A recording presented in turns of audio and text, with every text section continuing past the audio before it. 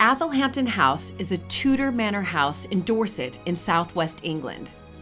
In 2019, Giles Keating became its new owner, and one of his first restoration projects was to return the kitchen back to its Elizabethan origins.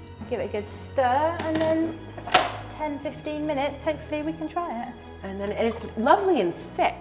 Looking for ways to live in a more sustainable and cost-efficient way in a historic house is a challenge. But at Athelhampton, this challenge has been met in a new and revolutionary way. You would never guess that these were here. I couldn't see them from anywhere in the garden.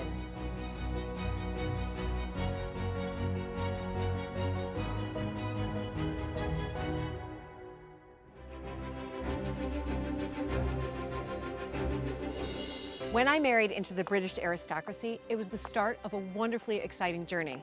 But it was also a little daunting.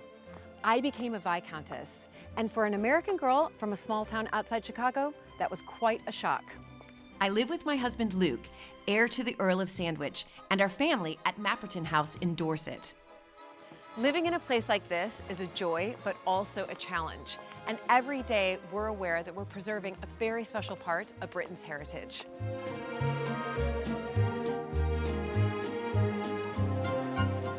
Mapperton has opened up an extraordinary new world for me, and I can't wait to share it with you all.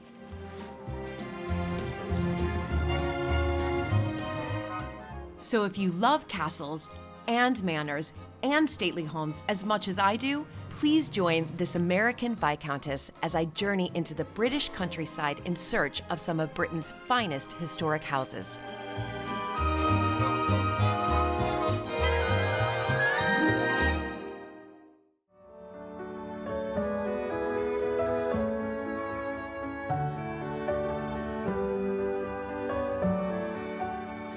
Welcome to the drawing room here at Mapperton. And this is really the Tudor wing of the house. It was built in 1540s. And in this episode, I'm actually visiting a rather similar and wonderful Grade 1 listed 15th century gem of a Tudor manor house. And it's located in the heart of Dorset. Athelhampton is about 30 minutes from Mapperton. And do you know what's crazy is that I have actually never visited Athelhampton. So I'm really excited to see it because it is an extraordinary Tudor building. And if you're like me and you love the history of these buildings, well, you're gonna love this house. But what is even more fascinating is that the owner, Giles, actually bought Athelhampton in 2019. So it's not one of these houses that's been in the family for hundreds of years. So I'm really excited to see what he's done with Athelhampton. And personally, I feel that these new historic house homeowners bring their own inspiration and they inject new energy and ideas into these houses. But first, of course, I am really keen to hear more about the history of Athelhampton.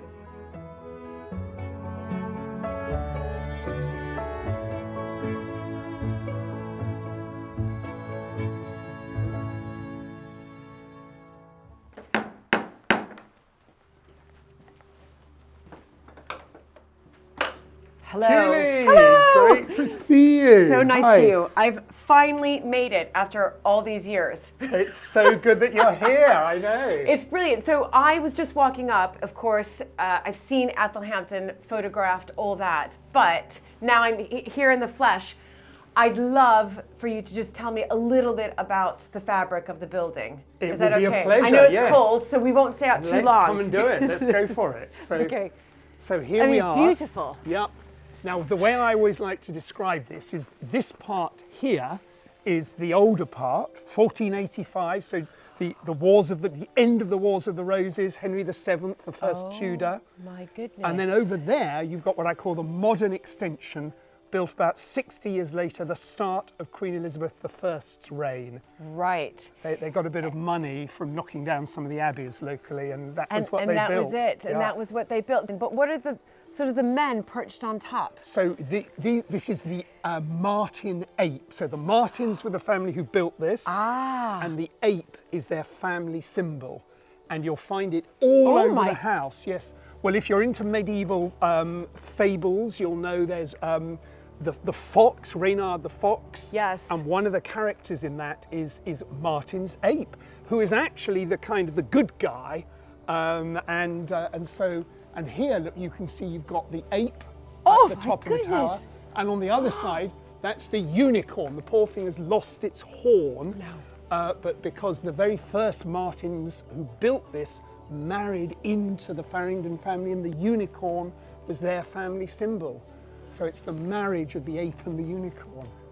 All right, well, this is fascinating, Giles, because I think it's always really interesting, of course, when you come to these houses and to first look outside. Yeah. Because, you know, there's so much going on in the inside, but looking at the fabric of the building and the carvings that were done. So beautiful, and the stone is all local stone and so on, yes. Yeah, it's just wonderful, brilliant, brilliant. Well, I can't wait to see what's inside. Come along in, out of the cold, Brilliant. Come on.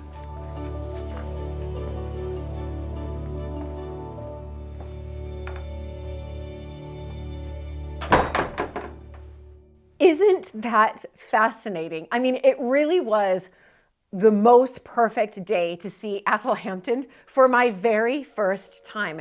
And once I was inside, Giles was really keen to show me one of his first, and might I say, very big projects.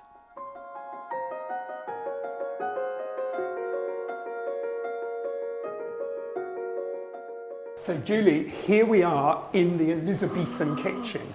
Oh my goodness! And then what you see here, this amazing big brick arch. So this is where the cooking range. Right. And we've got a spit there for turning and roasting things on. And it's incredible. But can I ask, Giles, when you came here in 2019, is that right? That's right. And was this one of your first big restoration projects? Absolutely it was. I mean, I think when I first arrived, this was all covered, the bricks were covered in thick layers of paint. We had 1950s kitchen units right the way across. No. An old Arga that didn't really work very well in the middle, and indeed underneath the arch was all bricked in. Ah, was it? So yes. you broke through here. Broke through all of that, and there was some quite complicated engineering to hold it all up. Yeah. So you've restored it back to, of course, the Elizabethan kitchen, what it obviously would have been. And it smells amazing, but it also looks like it was. I'm smelling something that's Well, I was going to say, let me made. introduce you to Gemma, our head chef. So Gemma, Hi, Julie. Hi, Julie. Hi, Right. so nice to meet you. So now, what are you making here? It smells absolutely amazing. So I'm making Tudor pottage. Right, Tudor pottage. Yeah. So tell me a little bit about that recipe. Obviously it's Tudor, but Yeah. it was popular. Yeah, so it's popular. It is made out of vegetables. It's Right. it's a vegetable stew. It's based on a French recipe, I think, originally. Okay. Yeah. So tell me what vegetables are in So this recipe. Traditionally, the main recipe that we've sort of grown towards, because it's the most popular one, it has turnips, onions, parsnips, swede, carrots, which I don't think would have been orange then, but they are Right, now, right. obviously. And lots of herbs and spices come from pepper and things like that, really. And it's thickened with pearl barley or oats. You know, in the Elizabethan time, here we were in this big kitchen. You know, what was happening this was sort of the heart of the house for all day long. It was being used all day long. I think that's absolutely spot on. I mean, obviously this is, if you like, below stairs. Yes. But though you can imagine maybe the lady of the house would come in from time to time, see what's going on, chat with the head chef. Right. So I think always a hive of activity, certainly from very early in the morning until late at night, the fire burning away. Right. And of course, over there, you've got the what I think of as like a hob, where you'd have little fires that would keep things brewing away over Yes. there. Yes. Yes, you always are having a pot on. Something is happening all the time because you're feeding households, guests, Yes. and breakfast, lunch, and dinner. So it's ongoing. Right. So listen, Gemma, I always ask, can I lend a helping hand? Absolutely, yeah, always. Yeah. What would you like me to do? We are getting to the stage now where we need to put the pearl barley in, because it does take a long time to cook. So Okay. we need about a cupful of pearl barley popped into the pan. All right. Do you want me to just guess my cupful? Yeah, I mean, yeah. Just in a normal cupful. I mean, there's a cupful of onions, carrots, and swede in there right now, so you can sort of have a bit of a guess of about a cup. I mean, they didn't have a no, they cup, didn't have. And they of course, didn't they have didn't. So we can do whatever you fancy. Are we happy with that? Yeah, I think that looks good. Perfect. I do love pearl barley, and then give it a good stir. Give it a good stir. And then we'll give it 10 minutes, and then we'll add the things that don't need cooking so long, like the leeks, the mushrooms. So, prepping here, would have been busy, hustle, bustle. Yeah. Finish the meal, and then what's the next step? Wow, we would serve it through our lovely serving hatches. So we can perhaps have a look at these. We've got essentially here an in hatch to put the empty plates in, and then you load them all up along this kind of table here, which they actually called a dresser in Elizabethan times, and then it goes out through the other hatch to be taken, to be served, to be carried through and served in the Great Hall to the family. Right, so I now understand that is the incoming. Dirty plates. Exactly, yep. And that's the outgoing. Your outgoing, yes. Plated. Yes. But when you were restoring the Elizabethan kitchen, were these two hatches, I mean, they were here originally, but could you see them? So the inbound hatch, yes, that had been used in Victorian times. The outbound, the one though, was bricked up. And, you know, we could just about see the outline, but it was bricked. Right, right. But from your research, of course, you knew that there would have been an in and an out. Exactly, yes. Well, we knew there had to be in and out. That was the way it happened in Tudor times, and a bit like the way in a modern kitchen as well. Yeah, no, of course, of course.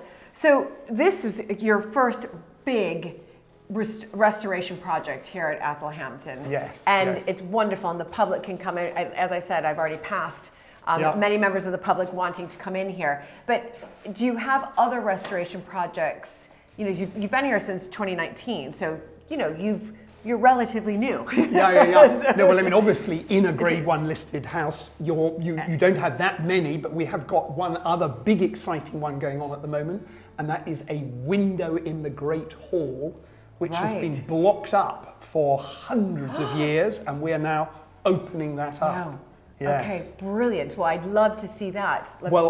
I'm sure Gemma needs your hand a little bit longer, but so I'll perhaps head off, leave you with her, and then meet you up in the Great Hall. Perfect. Okay, I'll meet you at the Great Hall, Giles. And Gemma, do you mind if I just sort of do a little bit more? Okay. Yeah, so the pearl barley's had its bit of time cooking, so now we're ready to add all the herbs and stuff, which is all chopped and prepped and ready. Okay. So we're going Fantastic. in. Give it a good stir, and then 10-15 minutes, hopefully we can try it. And then it's lovely and thick. That's the pearl barley making Yeah. that, soaking up all the juice. That is fantastic.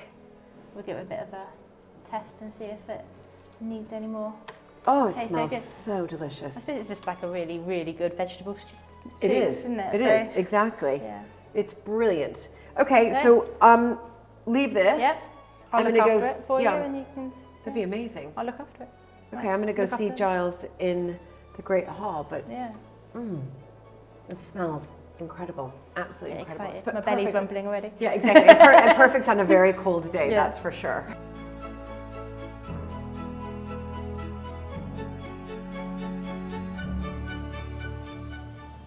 At the heart of really all of these medieval Tudor manors was always the Great Hall. And Athelhampton's Great Hall, well, it is tremendous. It has been described as one of the finest examples of 15th century domestic architecture in all of England.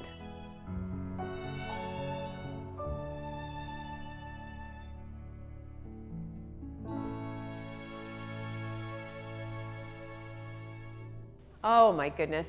I mean, this is a perfect Great Hall. I mean, it's intact and it's beautiful. You must tell me more because this is astonishing. I mean, this hall is very similar to the way it would have been in 1485 when it was built.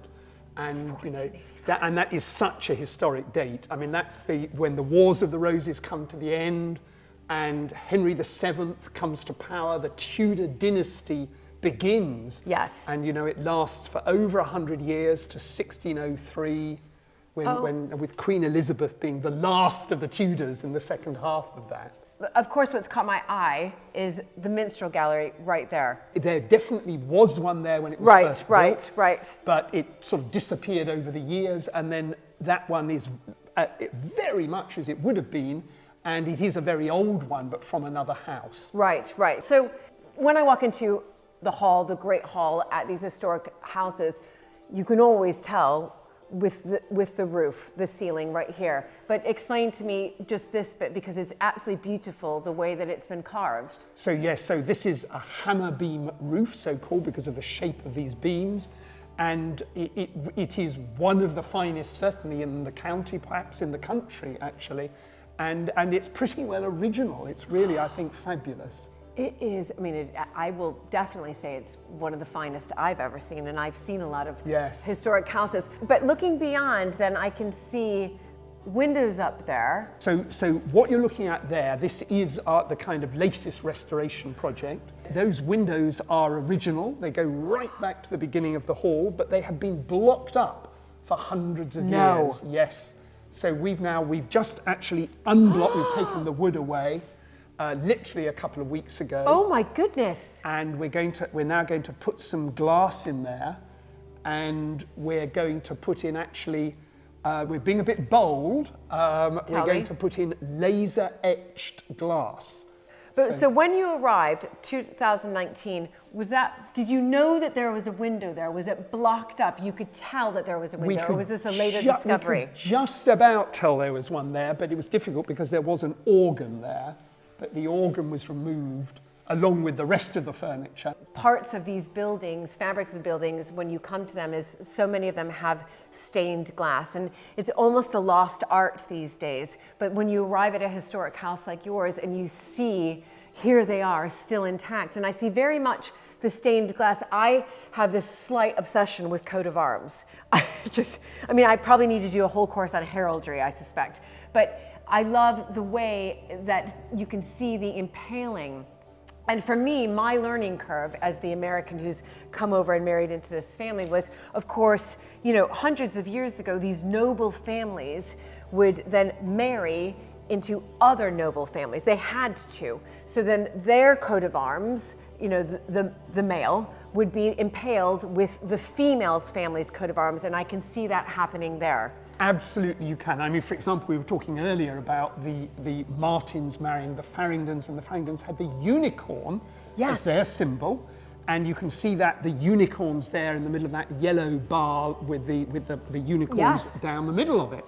And then we talked about the Martin ape, that was the family symbol of the Martins. Yes. And if you look at each of those windows, there is the ape at the top of them. I mean, it's fascinating. What I do love about stained glasses is that they tell a story. Always, yes, I agree. That's what's so brilliant, and there's so many different elements to them. In each element, again, you can... The pottage is ready. Oh my goodness! Oh, look, wonderful. I was going to get it. Ooh. Thank you. Wow. Julie, do take a seat, please. Here. This is, I don't think I've ever, I'm just trying to think. Of course I've had veggie stew before, but, Elizabethan pottage, maybe not. I don't think I've had pottage before. Would you like me to dish it up? Oh my goodness, that looks beautiful. Fab, Gemma, thank you. You're very Wonderful, welcome. Yeah. Would you like me to dish it up? Or Yes, yes, please. Yes. All right, I'll just remove that. Fantastic. Just give it a little bit, just so you can try it. Yeah. Okay, Giles, I'll pass these over to you. Thank you, lovely. Lovely. There you go. Brilliant. Wow. Help yourself if you want some more. Okay, I'll leave I'm you to sure it. we will. Enjoy your lunch. Okay, thank you so much. You're welcome. Oh my gosh, it looks delicious. Yeah. Okay. Wow. Give it a try. Yeah. Lovely. Yeah.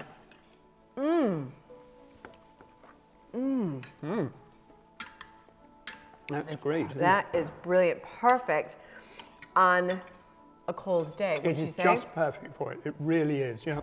Oh, it is, and the spices are fantastic. I can really, the rosemary is really coming through. Yep. No, I think Gemma has done a brilliant job here. And I love the way all the vegetables, can be grown locally, which is just fabulous. I mean, absolutely wonderful. I've also noticed that we are eating on pewter dishes. So this really is the full Elizabethan experience, isn't it? It is, yes. You know, the pot is the kind of pot they would have had, the spoon, and as you say, pewter. Yeah, yes. Definitely. If you think about our kind of backgrounds, you know, we're the new kids on the block. Mm-hmm. Yeah. No, it's a good way to think of it. For me, one of, I think, the most surprising, revelations is it is difficult to maintain and preserve these historic houses. And I think a lot of times people have this false narrative that we're living like they did in the Downton Abbey age, but yet what we're trying to do is we're not only preserving, you know, this part of England's heritage, but we're also wanting to put our own mark on it. Do you find that as well? I think that's very important. And I mean, by putting your own mark, we don't mean putting up a glass extension, you know, of course not, but it's sympathetic and harmonic with the building. And I think that's very important, but yet using modern technology where that's relevant. Well, that's exactly where that's relevant. And that's what's so, I think, wonderful when we were just talking about what you're doing with the, you know, the newfound window, which is of course, which blocked up for hundreds of years, but putting the laser cut glass on it. Yeah.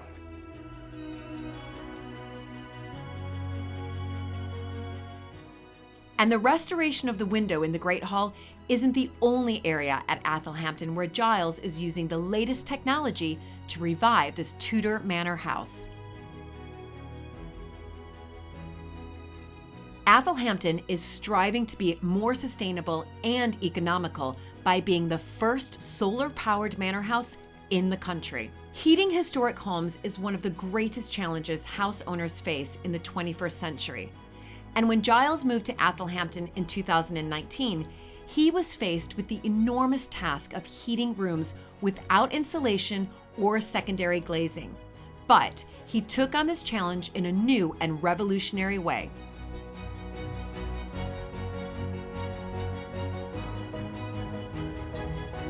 Giles, this is beautiful. And I can see we're coming into the gardens. How many acres, you know, I always have to speak in acres as the American, gardens do you have here? Sure, so about 20 acres of gardens here. Incredible. And you've picked the most brilliant day to come, you really have. Yeah. I do that. So Luke and I have always said, oh my gosh, Athelhampton, our neighbors, they are the first net zero, and I'll follow it up with castle, because I'm the American, and any big manor house, I always think of a castle, but this is true.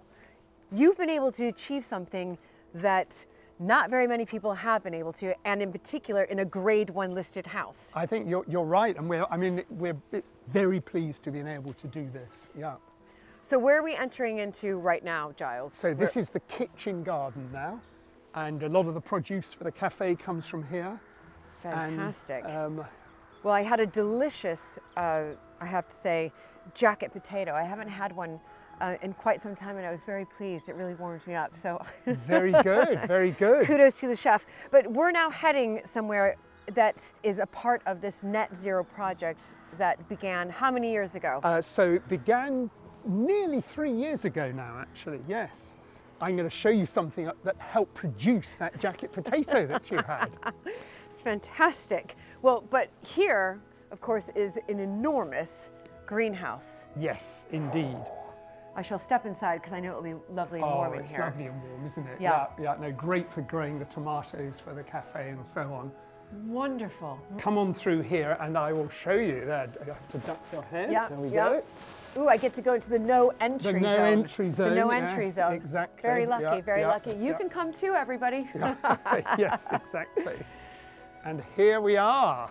Oh. The solar panels, yes. My goodness. Yes. Oh my goodness. So, this is extraordinary.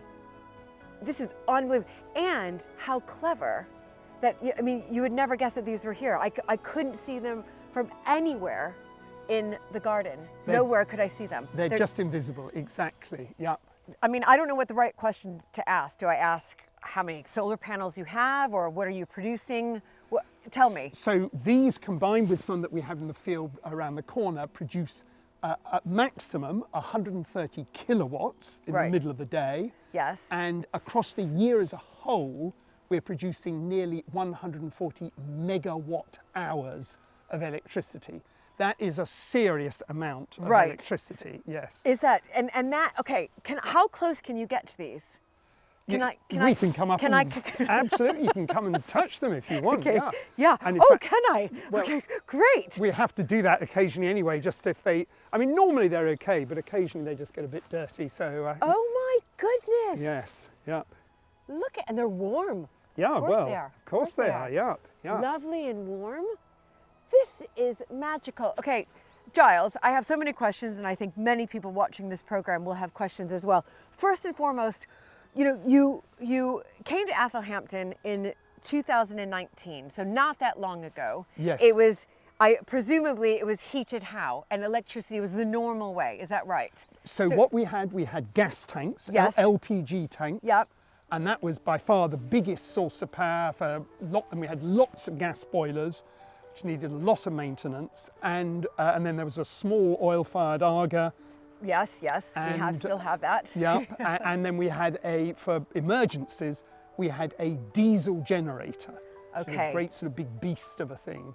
Okay. And so all of that has gone. All of it that has gone. All of it has gone. Yeah. Oh my goodness. And what was your inspiration for this project? And taking this here, and especially in a grade 1 listed house. I mean, did you know coming in, you thought, right, this is something I want to do? You had an idea around that? Or was it once you lived here for a bit, you thought, hold on, this is not sustainable. I'm going to get ahead of the curve. It did not make sense to be burning all that fossil fuel and just really, having a kind of rather old, inefficient system. Yes. And why not put in something brand new that actually uses the new technologies and is zero emissions? And that 140 megawatt hours is enough across the year to cover everything we need at Athelhampton. Everything, which is the heating, the cooking in the commercial kitchen, lighting, even charging the occasional car. So no, it is great. That is incredible. So, okay, I'm just going to, I know that this is a silly question, but I am going to ask it because I know what the answer is, but I just want to hear it from Giles. So you do not receive any electricity bills or gas bills? So for the Athelhampton house Yes. and the gardens and the cafe, we get a bill in the middle of winter and then we get money back in the summertime. Okay. Net, in carbon terms, Yes. we actually are genuinely neutral because the what we're drawing down in the middle of winter, it's a little bit technical, but it comes in the middle of the night. Right. When the grid is very low carbon. Yes. In terms of actual money, we pay a tiny bit because unfortunately they don't give us as much back for each unit that we put back in as we buy from them. I see. Which, I can grumble about, but at Yeah. the end of the day, it's tiny. It's tiny compared to what we are in now, the electricity and the gas prices. It's tiny. And also you're heating and lighting electricity, a grade 1 listed house, a very big manor house, and you've got your cafe. Yes. So, Yes. without this, that bill would be enormous. It would be horrendous. Yes. And then, as I'm sure you know, then of course what you have to is you turn the thermostats right down or off. Yes. And then that's not so good for the fabric of the poor building. No. Nor for the fabric of the poor people, but that's another matter. But, Yes, no, that is, oh my goodness, it's incredible. But this, my understanding is this is just I'm seeing just one part of the project that you implemented. Is that right? That's right, yes. So the solar, this is all drawing it in from this beautiful sun. exactly, yep. And then what happens? So this then is going to go to the heat pumps, which is what creates the heat and the hot water to actually keep the house warm. Okay, should we head there and Let's look go at and those? have a look Okay, at those. let's look at those. Let's head off.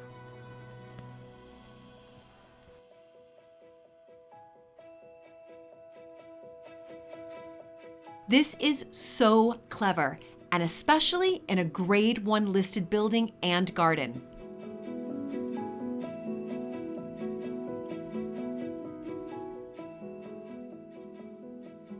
So now we're going to look at the heat pumps.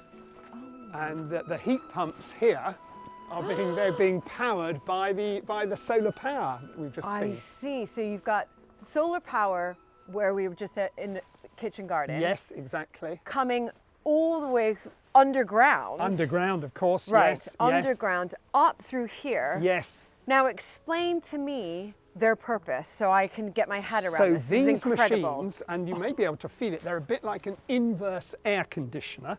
Yes. And so what they're doing is they are yes, this one is going, you can feel it pumping out air. Oh, yes. So this draws in air at one temperature and it pumps it out at a lower temperature. Okay. And it extracts the heat from the air. Okay, so these two are working in tandem. Yes, well, the system, the kind of computer turns on and off as many as it needs at any given moment. Oh my goodness. Yes, so they're using the solar power to extract, in effect, heat from the air, which is rather clever. Oh my goodness.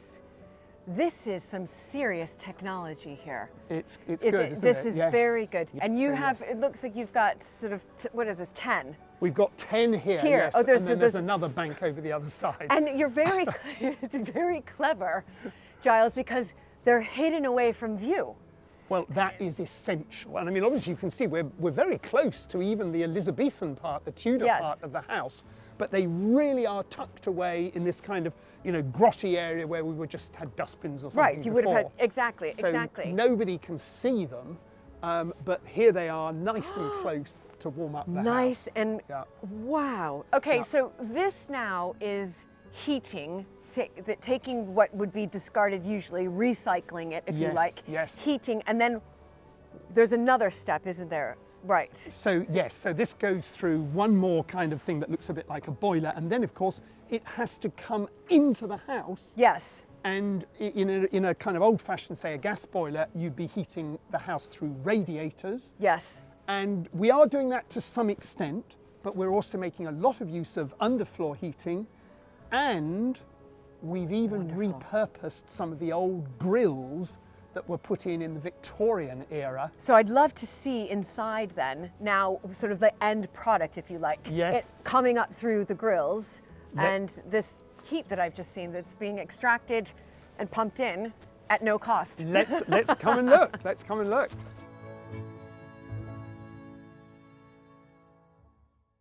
Now, I have to say, I did notice these Yes. before when we were in here having our Elizabethan lunch. Let's have a But- good look at them, Oh shall my we? goodness, yes. So these are the original Victorian grills. Fantastic. So these, during the Victorian period, then of course, were to heat the hall that we're in right now. Absolutely. yeah. Heated by coal. By coal, like Coming as far up as we know. through. Yeah, Yes, yeah, exactly.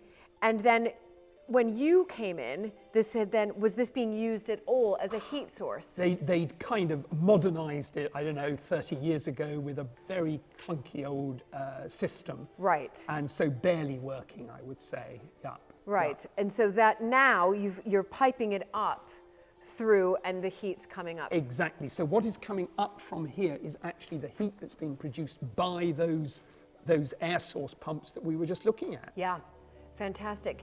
So as far as the sort of architectural design of all of this and where the pipe was coming through, that was already, the infrastructure was already there. It was, in one sense, it was replacing, is that right? That is absolutely true here in the Great Hall. Okay. But as you went through the rest of the house, in some places, maybe there were old radiators, which we could use one or two of, but mainly had to upgrade. But also, we decided on another solution in some places, which was to remanufacture these grills and put them in other rooms. Ah, okay. Instead of having the wall radiators. Exactly. Much prettier. Much prettier. Yeah, yeah.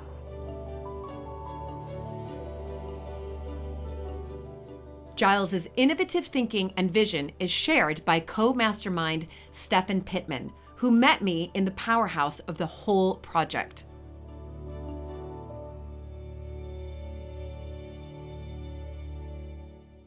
So I walked through, a lot of this project that you and Giles did together. I've seen the solar panels. I've seen the I call them air conditioners, but they're not. Yeah. But and Heat pumps, yeah. Heat pumps, but now we're here, and so just remind everybody who's watching again. It's almost as if you're. Tell me if I'm wrong, but it's almost as if you're almost like your own electric company. Well, grid? yes, so we're generating electricity from the solar panels. Okay. Now, obviously, that's only at a certain peak of time, Yes.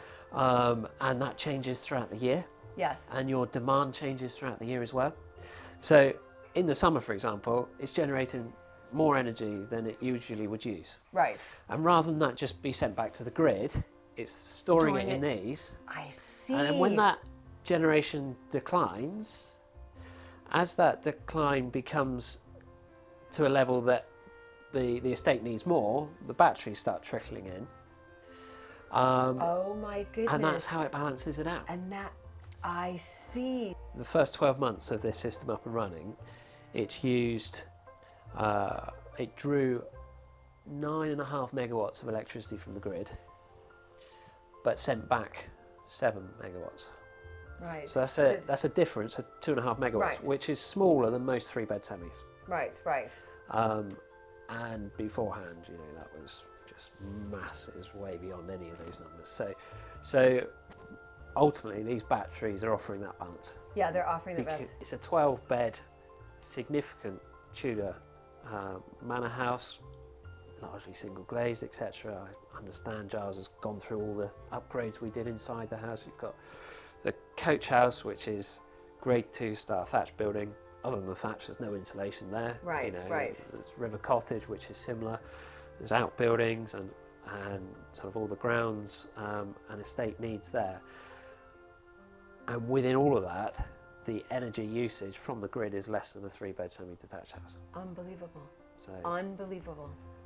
That is incredible. yeah, Right there. It's quite impressive. It is really impressive. Yeah. And all those, sort of aspects you just said, single glazed, there's not double glazed on Yep. it. You're talking about no insulation in the roof. insulation, a 500-year-old house, and same goes for the coach house, the thatched roof restaurants now. The cost to heat those buildings right now without this would be astronomical. Absolutely, you'd be looking at 6 figures easy. Yep, 6 figures, that's exactly right. Yeah. Well, thanks, Stefan. This is fantastic. So Not at all. thank you for taking the time. Nice to What a meet you. brilliant project. So nice to meet you. How amazing to think that until 2020, 100 tons of carbon were emitted annually at Athelhampton, and the aim of this project is to cut carbon emissions to 0. Giles has, of course, made a massive investment, but what is so inspiring and also rewarding is the long-term benefit to the environment.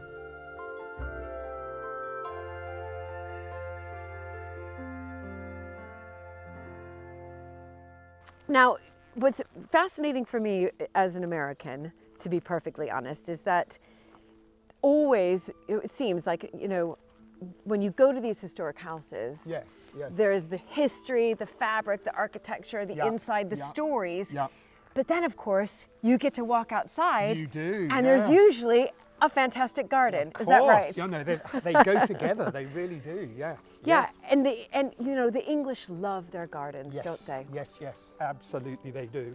And here, of course, I've heard so much about the gardens here at Athelhampton. So Yep, you're going to yep. give me a tour, is that right? I will do. Yes, I will show you. Come on through here.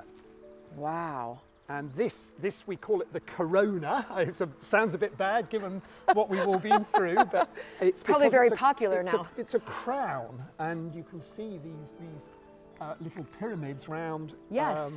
or obelisks forming this crown. And this is really, this small circle is the heart of the Athelhampton garden. Fantastic. And the garden, has it evolved over the years? And obviously it has, but can you give me a little bit of history around it? Of course, but Right. the designer was a man called Inigo Thomas, and he was an amazing man, real thinker and designer, architect and so on. And he drew inspiration from the Renaissance, from the Elizabethan era. He drew it all together, and he had this idea of rooms, of outdoor rooms. Okay. So this is the room as it were at the heart of the outdoors. And Right. we can go into each of the little doorways around the edge. Okay. And in fact, we've just come through one, which is, Right.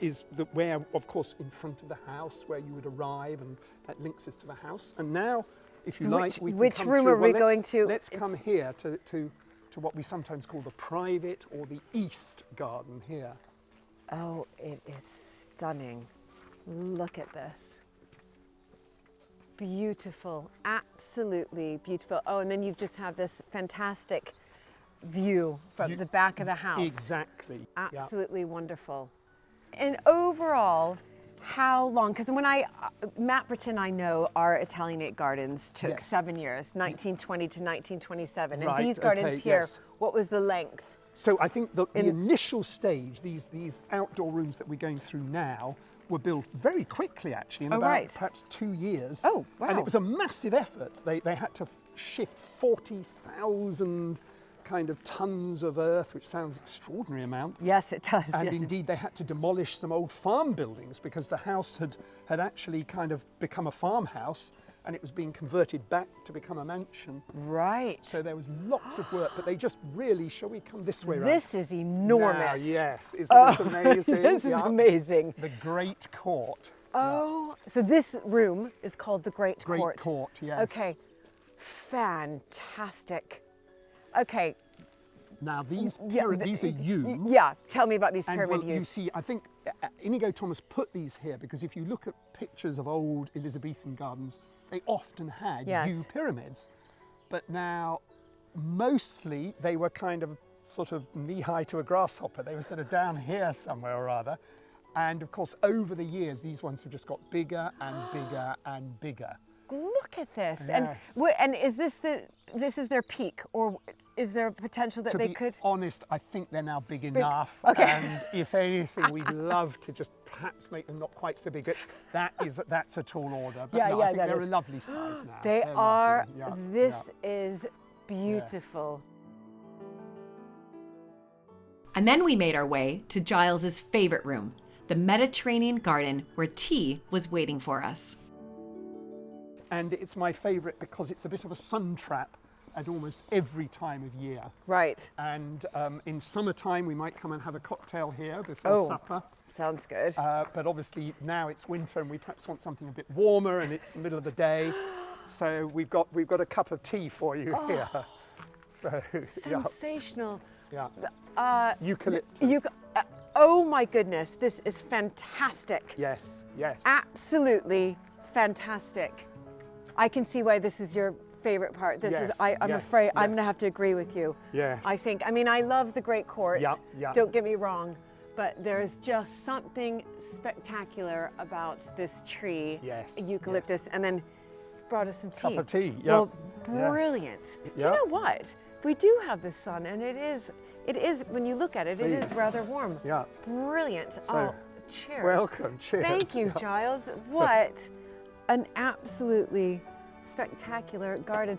So, Giles, you know, I just wanted to ask, now that we're sort of sitting out here having a cup of tea, relaxed, the sun is on us. You became the custodian of Athelhampton in 2019. And what was it that really drew, because this is a big project. Yeah, you know, this sure. is not like I'm just going to buy a large modern house and have all the modernizations, and it's much easier to restore, repair, whatever. Yeah, But yeah. what inspired you to say, right, I want to be a custodian of, you know, a home that's well over 500 years in history? Yeah, and I mean, you know better than almost anyone what a big project and how much is involved. So of course, but I think the answer is, I mean, I think it's just almost like falling in love. I mean, it is an amazing place. Yes. And if one's lucky enough to have that opportunity, very difficult to not be tempted by that. It is Right. just extraordinary here. And I think it's because it's not just that you've got a wonderful old house, it's that you've got all the amazing history, all the people who've been connected with it, down history and right up to the present day. I mean, That's the right. wonderful people who work here and who know it, Yes. all the visitors who come, people who've been married here, all that, and then of course the gardens, just stunning. Yes. So, yeah. No, and you've put it so eloquently, because that's exactly how I feel. It's about the stories past, but also the stories present, and the community that these houses still retain, but in a different way. Yes, So, yes. you know, when we look back 100, 150, 200 years ago, and of course in Athelhampton's case, well over 500 years ago, the community was very much tied in. Yes, But that's true. we as custodians now, our community is a much wider reach because it's the public. We're saying, come and enjoy Yes. what we want to share with you. Yes, And yes. it's sort of making sure that those invisible walls that were once up hundreds of years ago are completely down, and it's that shared history and story. And I think that's what's so wonderful. No, I couldn't agree more. And I think, as well as physically inviting people in or allowing them to see over you know, video and whatever, it is also about showing people the history Yes. and understanding how people lived in the past and so on. Yeah. That's all part of it. Of course it is, and how we've evolved. Very much so. I'm thinking at one point when it gets warmer, Giles, I might have to invite myself back, and I'm going to tell you, I'm usually a beer drinker. However, because I am a lover of Italy, Mediterranean, I would have an Aperol Spritz with you. Would you do that with me That next time I sounds come like back? a deal. It sounds like a deal. Yeah. All right, Aperol Spritz it is, everybody, the next time we return.